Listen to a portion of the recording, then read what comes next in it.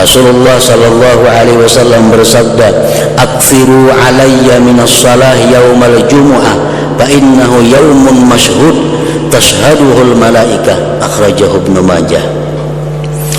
Sabda Rasulullah, "Perbanyaklah atasku bersalawat pada hari Jumat, karena itu hari yang disaksikan, menyaksikan akan hari itu oleh malaikat Allah Subhanahu wa ta'ala." Artinya pada hari Jumat itu Allah menurunkan banyak malaikat ke bumi ini khusus untuk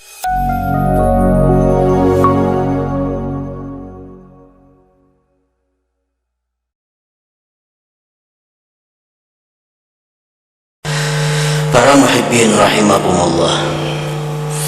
Jadi bumi dalam perputarannya mengelilingi matahari itu melewati bintang-bintang yang 12 itu. Dan keadaan suhu di bumi ini panas dingin itu tergantung bumi melewati bintang apa.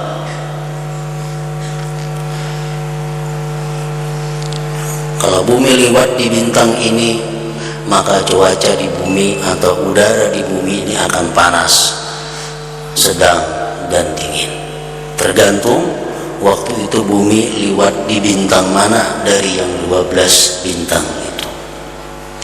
Nah, kumpulan bintang-bintang itu disebut adalah al-buruj namanya. Para muhibbin rahimakumullah, mengetahui tentang bintang-bintang itu adalah sesuatu yang dikatakan oleh sebagian ulama hukumnya fardu kifayah, yang mana dengan mengetahui perbintangan itu kita dapat mengetahui arah kiblat, kita dapat mengetahui timbulnya bulan dan sebagainya. Dan mempelajari ilmu perbintangan itu bisa juga dikatakan haram hukumnya apabila sudah melewati daripada batas-batas yang ditentukan, seperti meramal-ramal orang dengan ramalan bintang itu. Misalnya orang ini lahir di bulan Juni ini berarti bintang itu bintang Jauza atau bintang Gemini. Nah, kalau orang lahir di bulan itu berarti orangnya kelakuannya, akhlaknya seperti ini. Nah, itu sudah merupakan ilmu yang diharamkan oleh Allah Subhanahu wa ta'ala. Nah, orang yang ahli di dalam perbintangan itu disebut dengan munajjim atau orang yang ahli nujum. Dan kita umat Nabi Muhammad sallallahu alaihi wasallam dilarang mempercayai hal-hal yang bersangkutan dengan ramalan-ramalan bintang itu. Kalau manusia ini lahir di bulan ini, maka jodohnya istrinya mesti yang lahir di bulan A umpamanya. Nah, orang yang lahirnya di bintang ini, maka ekonominya pada bulan ini akan sulit, kesehatannya akan menurun. Itu ramalan-ramalan bintang yang diharamkan kita mempercayainya. Rasulullah sallallahu alaihi wasallam bersabda, "Man saddaqa kahinan aw arrafan aw munajjima lam yuqbal lahu salatu arba'ina yauma." Barang siapa yang mempercayai kahin itu orang yang menangguh sesuatu yang akan terjadi dengan melalui sahabat-sahabat jin. Kayak apa kaina menaku berusaha ini baiklah kira-kira, menaku mendulang belihilah kaina, minta tangguh. Arrafan itu orang yang mengetahui hal-hal yang telah lalu. Bisa orang kehilangan, orang keciciran, dapatlah kira-kira barangku itu. Nah, itu arrafan. Au munajjiman atau mempercayai ahli-ahli perbintangan tadi. Nah, mempercayai itu tidak diterima baginya salat selama 40 hari. Walaupun di surat kabar kadang-kadang ada, di televisi ada ramalan-ramalan bintang itu. Nah, sedikit pun itu jangan dipercayai. Bila kita mempercayai, itu akan merusak diri kita, merusak iman kita kepada Allah Subhanahu wa ta'ala.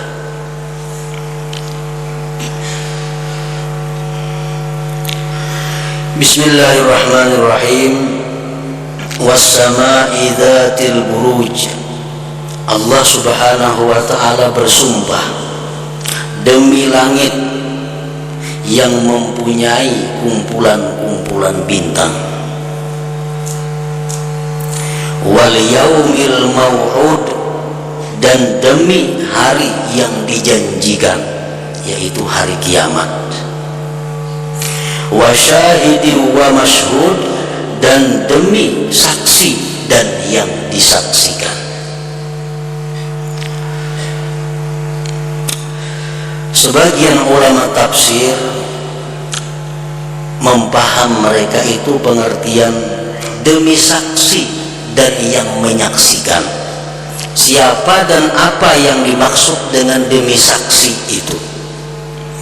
Sebagian dari ahli tafsir menjelaskan bahwa yang dimaksud dengan saksi itu adalah al-yaum wal lail, hari, siang dan malam. Jadi hari, siang, malam itu merupakan saksi tentang apa yang kita kerjakan pada hari itu. Rasulullah sallallahu alaihi wasallam bersabda, "Laisa min yaumin ya'ti 'alal 'abdi illa yunada bihi ya bani Adam, ana khalqun jadid wa ana fima ta'malu 'alaika syahid. Fa'amal biyya khaira ashhad laka bihi wada fa inni law qad madaitu lam tarani abada wa yaqul lail misla dzalik." Rawahu Abu Nuaim. Sabda Rasulullah sallallahu alaihi wasallam, tidak ada daripada hari yang datang atas seorang hamba melainkan diseru pada itu hari, "Hai manusia, aku adalah makhluk yang baru." Hari ini hari Senin, ini hari Senin yang baru, bukan Senin yang minggu dahulu, bukan Senin yang bulan dahulu, apalagi hari-hari yang telah lalu itu dia pulang, dia kembali tersimpan di bawah arasnya Allah Subhanahu wa ta'ala. Aku adalah makhluk yang baru dan aku akan menyaksikan apa-apa yang kau perbuat. Perbuatlah padaku kebaikan, niscaya aku bersaksi untuk engkau nanti pada hari kiamat. Jikalau aku telah liwat, engkau tidak akan bisa melihat aku lagi selamanya. Hari Senin liwat, seumuran kita kada bakal berjumpa hari Senin itu lagi. Dan malam pun berkata seperti itu. Nah, para muhibbin rahimakumullah, Allah Subhanahu wa ta'ala bersumpah dengan hari. Para salafus salihin, orang-orang salih yang terdahulu, apabila mereka pernah melakukan sesuatu yang tidak disenangi Allah, misalnya pada hari Selasa, mereka memperbuat sesuatu yang dimurkai Allah atau dibenci Allah. Nah, setiap hari Selasa mereka itu sedih, karena pada hari Selasa yang dulu pernah melakukan hal-hal yang dilarang oleh Allah Subhanahu wa ta'ala. Sedihnya apa? Sedihnya kalau dosa yang pernah diperbuat pada hari Selasa yang dahulu itu tidak dihapuskan oleh Allah Subhanahu wa ta'ala, maka dia akan bersaksi di hadapan Allah pada hari kiamat. Nah, setiap hari Selasa umpamanya ia berbuat dosa, dia sedih, dia termenung, dia tafakur, dia tobat kepada Allah Subhanahu wa ta'ala. Nah, wa syahidin, dan demi saksi, wa masyhud, dan demi yang disaksikan. Yang disaksikan ini menurut sebagian ulama tafsir adalah yaumul jumu'ah, hari Jumat. Rasulullah sallallahu alaihi wasallam bersabda, "Aktsiru alayya minas shalah yaumal jumu'ah, fa innahu yaumun mashhud tashhaduhul malaikah." Akhrajahu Ibnu Majah. Sabda Rasulullah, "Perbanyaklah atasku bersalawat pada hari Jumat, karena itu hari yang disaksikan, menyaksikan akan hari itu oleh malaikat Allah Subhanahu wa ta'ala." Artinya pada hari Jumat itu Allah menurunkan banyak malaikat ke bumi ini khusus untuk menyaksikan perbuatan manusia, yang malaikat itu tidak diturunkan pada hari-hari yang lainnya. Makanya itu orang yang beriman yang mati pada hari Jumat, dia akan selamat daripada fitnah kubur, asal beriman. Orang yang beriman mati hari Jumat dapat kemuliaan, karena kematiannya disaksikan oleh para malaikat itu. Rasulullah SAW bersabda, "Kullu amalin ya'maluhul insan yaumal jumu'ah yuktabu lahu 70 hasanah." Rawahu Tabarani. Tiap-tiap amal yang dilakukan oleh manusia pada hari Jumat maka ditulis sebagai 70 kebaikan. Karena apa? Karena pada hari Jumat itu amal ibadah kita disaksikan oleh para malaikat khusus yang diturunkan oleh Allah Subhanahu wa ta'ala, yang tidak turun pada hari-hari yang lainnya. Alangkah hinanya, alangkah rendahnya kalau kita berbuat maksiat pada hari Jumat itu. Kita akan disaksikan oleh banyak malaikat sewaktu kita maksiat, kita menentang, kita tidak taat kepada Allah Subhanahu wa ta'ala.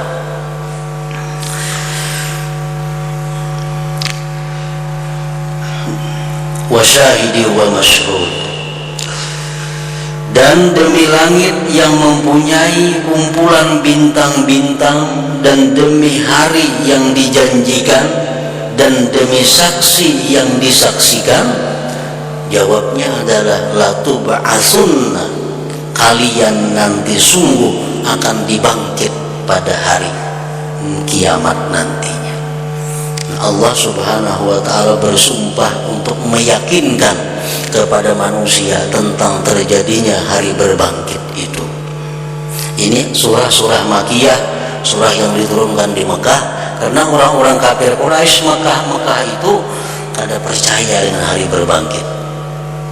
Sehingga Allah bersumpah dengan matahari, Allah bersumpah dengan macam-macam yang meyakinkan mereka bahwa hari berbangkit itu pasti akan terjadi.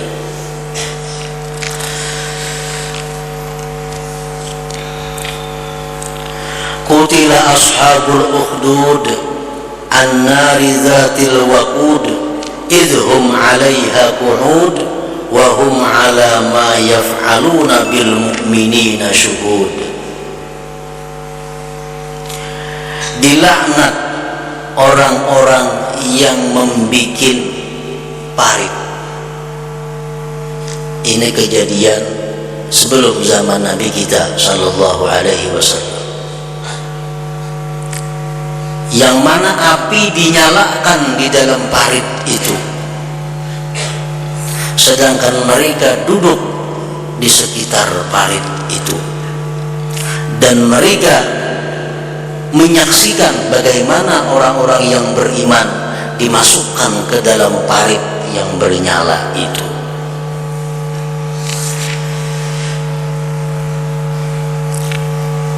Ada seorang penguasa dahulu kala sebelum zamannya Nabi Sallallahu Alaihi Wasallam di tempat yang bernama Najran. Najran ini antara Madinah dan Yaman. Di situ kalau ada orang-orang yang menyembah Allah pasti akan disiksa. Nah, kayak apa mereka menyiksanya? Mereka bikin parit, dinyalakan api di dalam parit itu. Mereka dudukkan di sekitar parit itu. Kalau ada orang lewat, orang itu menyembah Allah dan kada mau menyembah berhala, masuk ke dalam parit. Nah, Allah Subhanahu wa taala menjelaskan dalam ayat ini, mereka itu adalah orang-orang yang terkutuk, orang-orang yang terlaknat.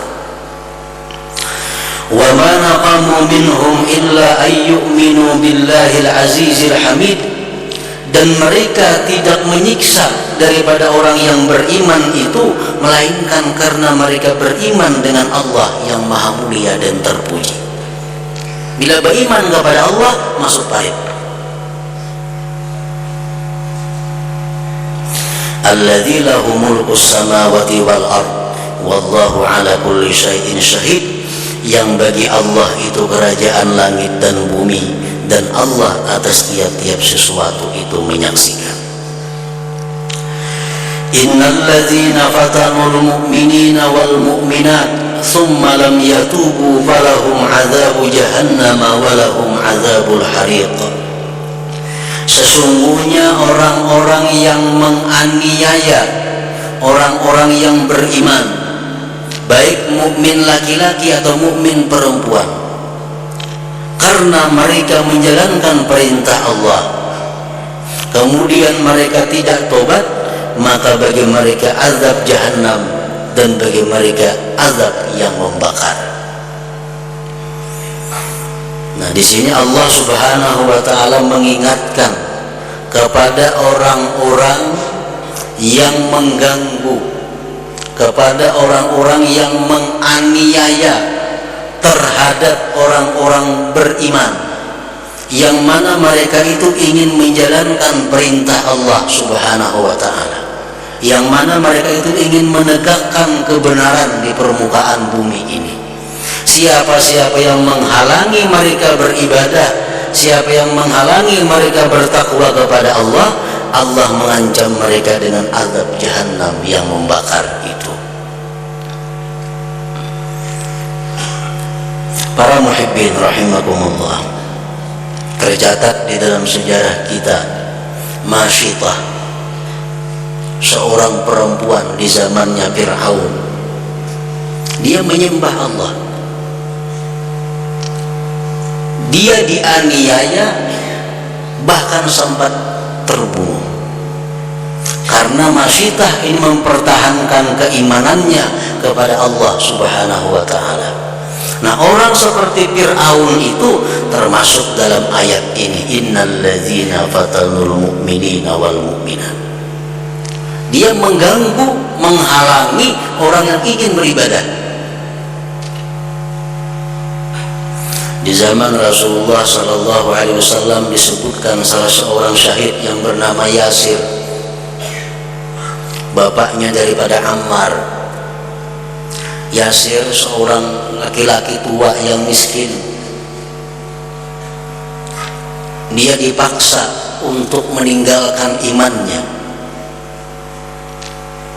Dia dihukum untuk kembali kepada agama yang dahulu, meninggalkan Islam. Tapi Yasir tetap bertahan sampai dia akhirnya mati syahid. Istri Yasir yang bernama Sumayyah, perempuan tua ini merupakan perempuan pertama yang gugur sebagai syahid di dalam Islam. Ini perempuan tua disiksa, ditumbak perutnya karena mempertahankan imannya.